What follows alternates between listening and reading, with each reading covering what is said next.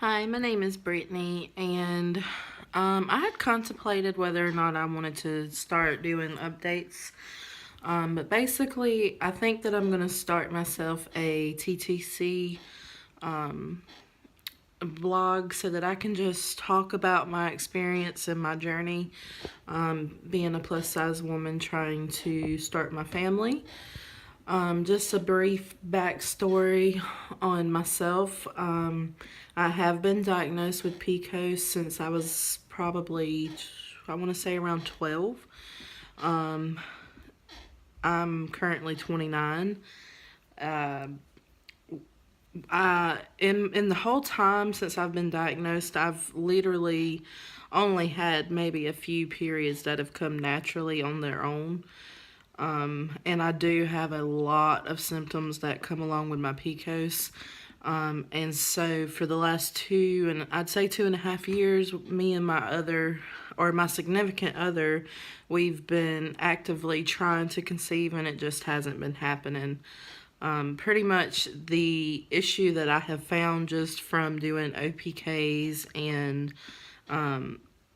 basically just watching for signs of ovulation and whatnot, I've pretty much figured out that I just do not ovulate on my own.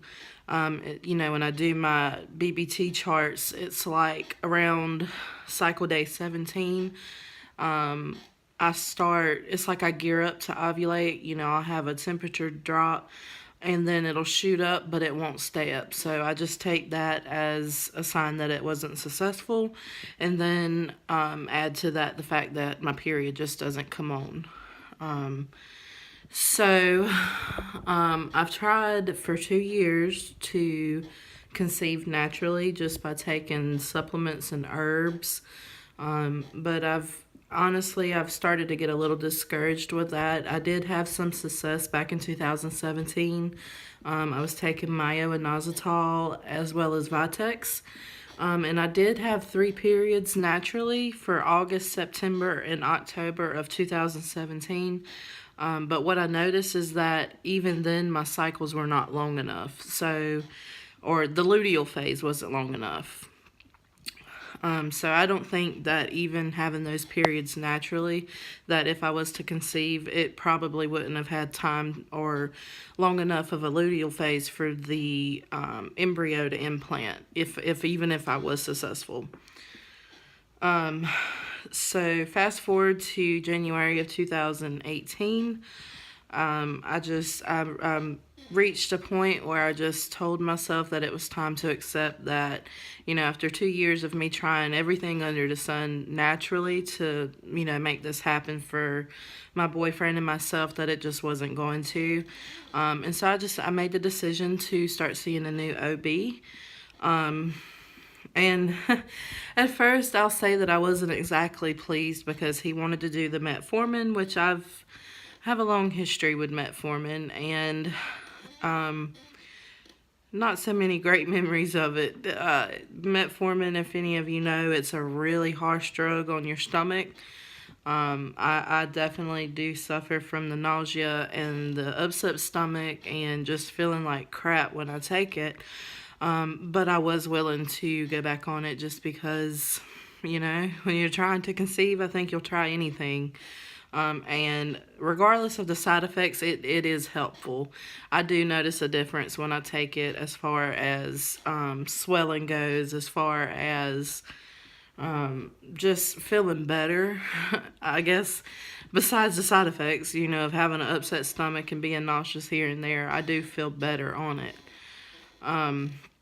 So he wanted to do the metformin, and then he discussed that after a few months of being on the metformin, he discussed the HSG procedure as well as having a sperm count done for my boyfriend. So fast forward to May of 2018, it was supposed to be like a 3 or 4 month checkup just to see how the metformin was doing and to see if it was helping ovulation. His goal was, hopefully when I see you back in a couple months, you'll either have ovulated on your own, or the metformin has helped you ovulate, or you'll come back and say, good news, I'm pregnant. Well, fast forward to May. that didn't happen. I had been tracking my ovulation, just doing everything that I needed to do on my end to, try to see if it would help. And I was still noticing that without Provera, I was not having periods. And I was not ovulating. I was doing OPKs and my basal body temperature and all that. And it's like I would gear up and it just wouldn't happen. So, I was really defeated and disappointed, I guess, and a little discouraged. So when I went back in May, I just told him, I said, can I just take 6 months to kind of take a break, continue the medicines, but give it a little bit of time just to see if the metformin would help. So he agreed to that, and so I went back last week, which would have been, I think, November 25th or 26th, somewhere around there, of 2018. And my goal for that appointment was to actually discuss with him about being referred to an endocrinologist, or more specifically, a reproductive endocrinologist. I've seen a lot of good things about REs and women with PCOS going to see them, because they can test for a lot more than just an OBGYN can. And I was feeling like maybe there's just other issues other than my PCOS, maybe it's my thyroid, maybe it's this, or maybe it's that. And I felt like they would be able to give me more answers. So that's exactly what I did, is I suggested to my OB, I didn't suggest, I asked if I could be referred to an RE just so that I can have more answers, because I'm still not ovulating and I'm still not having periods on my own without the Provera. So he discussed that most of the time when you're referred to an RE, that they try either Clomid or Femara to get you to ovulate and, help with TTC. So he said, but that was something that he could do in his office.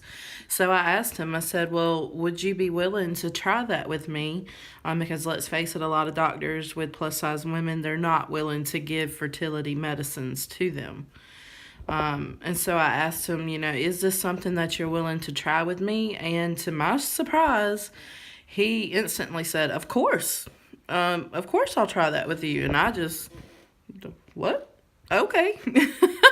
So I changed my mind and I said, well, instead of referring me to an RE, can we just try this for a couple months with you? As far as insurance and finances go, it would be a lot cheaper to do this with my OB as opposed to going to a specialist, because they refer you to a fertility clinic here in North Carolina. Which, if it leads to that, that's a milestone that I have to tackle when it comes. But I'm absolutely thrilled that my regular OB is willing to try some medicines with me to help me ovulate, just to see, if we can get me to ovulate and if it'll help get my periods back regular. Because like I said, without the Provera, I don't have one. So his line of treatment, or his goal right now, is we're going to start me off with 2.5 milligrams of Letrozole or Femara. And that I'm going to start that on cycle day 3 through 7. I just finished my last dose of Provera last night, so now it's just waiting game for CD1, because on CD3 I get to start my Femara. And so I'm really excited about this. It's something new for me. It's just exciting. So I think from here on, I think this is a good spot to start keeping, update videos, and just update and keeping these videos so that I can look back on it in the future, and, just have it for reference, now that I'm starting medications. So hopefully, my body reacts really good to the Femara. So I'm going to be on the Provera, which I just finished, start the Femara on CD3 when it happens, when Aunt Flo comes to town. I think a lot of the women in the TCC community can understand that we get excited when Aunt Flo shows up, because that means that it's a new opportunity, a new month, new cycle. Not many women that aren't trying to conceive look forward to that every month or whenever that happens for you. For me, it's hardly ever, and it's usually with medication. So it would be interesting to see if the Femara actually helps me ovulate and helps me get back regular. And it would be even a bigger bonus if it helped me get pregnant, because that's the goal of TTC.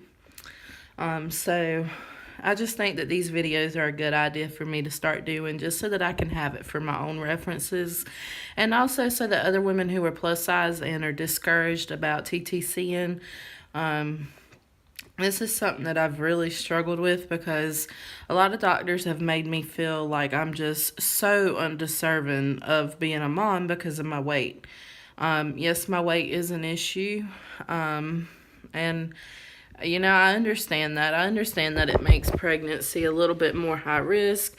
It makes it a little more difficult to treat patients who are, you know, obese or overweight, plus size.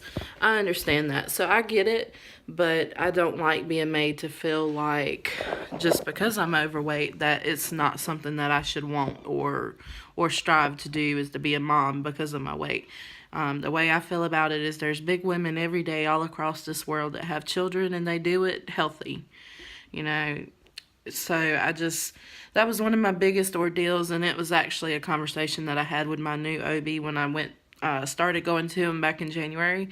I made it very clear at the first appointment that if I had any indication that he was being biased towards me because of my weight, that I would look for a new OB, because I was just, at that point, I was sick of it, and I was tired of being discouraged about, you know, finding a OB or going to the doctor because I was scared of what they were going to say. And, you know, a lot of doctors, they say, oh, if you lose weight, your PCOS will get better. Well, that's true, but unless you live with PCOS and you know how hard it is to lose weight with PCOS, you don't need to tell people that. You know, I've been on a diet along with trying to conceive for the 2 years, and, you know, when my hormones are like they're supposed to be, I have no problem losing weight. But as soon as my hormones are out of control, and, you know, my PCOS is just doing its thing like it has for, I don't know, what is it, at 28 minus 12, 16 years now. So, it's just one of those things, you know. I know that I need to lose weight, but I don't need a doctor to be biased towards me because of it. I go to the doctor because I want help, and I think that, you know, any woman who's plus size, they can relate to that. I think we've all experienced, you know, doctors that are a little harsh, you know. I think back to 4 or 5 years ago, I went to this new OB, and I had read her reviews online, and everybody said she was so pleasant, she was this, she was that, and she made me feel like the absolute dirt that you walk on every day because of my weight.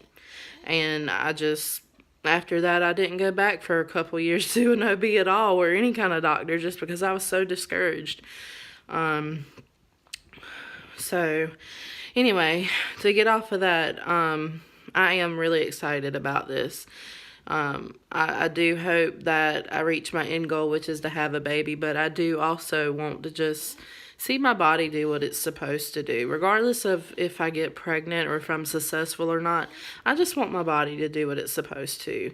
And I think any woman can relate to that. It makes you feel like crap when you're a woman, and the one thing that your body is supposed to be able to do, which is to have a cycle and to ovulate and to make babies, it just doesn't happen. And that's a horrible feeling.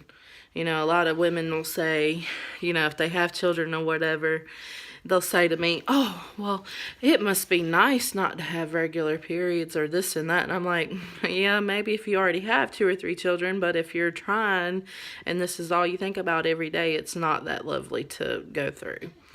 But I understand a lot of people don't understand it, and that's okay. I wouldn't wish this journey on anybody. Unfortunately, a lot of us have to take it, but that's just how it is. So I'm not going to make this video too long. I'm actually hid away in a corner at work to talk about this, and so I've kind of got to get back to work, but this is just my first video. It's just something that I want to do for myself and hopefully give other women who are maybe not like me, but in a situation similar to mine, give them some hope or some insight on my journey, because I know when I've been looking for women who are a lot like me, it's hard to find videos that help ease your mind. So that's just my goal, is just to keep a record of what I'm doing as far as my infertility journey goes with my PCOS, and just have it. So here's to cycle 1 of Femara for me at 2.5 milligrams unmonitored. I've had a lot of people mention, oh, well, it's horrible that your doctor's not monitoring you. Well, this is, it's our very first step. And I just, personally, I didn't want to jump in head first into doing the whole, going in to see how big your follicles were on cycle day. I think it's like 11 or 13 or whatever. And then doing the trigger shot and this and that. Really, this was just a trial run just to see if I can ovulate, which I'm okay with that. I go back in 3 months, so that would be in February, just to see how the 2.5 milligrams is done. And my OB said that if the 2.5 doesn't seem like it's helping, he will bump it up to 5 milligrams for a couple months. So, just wish me luck. I hope this works for me, at least to just ovulate. I'd be happy with that. I want a baby, but I'd be happy with just ovulating on it. So I guess that's all for now. Thanks for watching. Bye.